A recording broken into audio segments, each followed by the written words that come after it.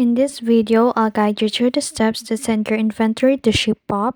Even though I can't demonstrate the entire process visually, I'll explain it step by step so you can follow along. So first, make sure you open your browser and go to ShipBob's website, and then click the Request Demo button at the right corner of the homepage or Get Demo.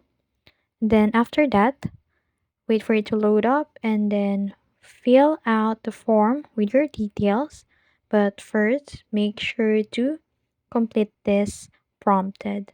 So make sure you answer this question, and now you'll need to fill out the information, so such as name, email, and business informations. And then once submitted, ShipBob will reach out to you via phone or email to discuss your business needs. And after that, make sure you prepare your inventory for shipping and wait for the ShipBob confirmation.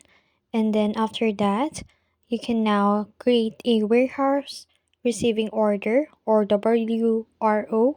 And then after that, you can now print the shipping label provided by ShipBob and then pack your items securely and attach the label to your shipment and arrange for shipping through your chosen courier or choose assistance through ShipBob's partner logistics services. And that's it.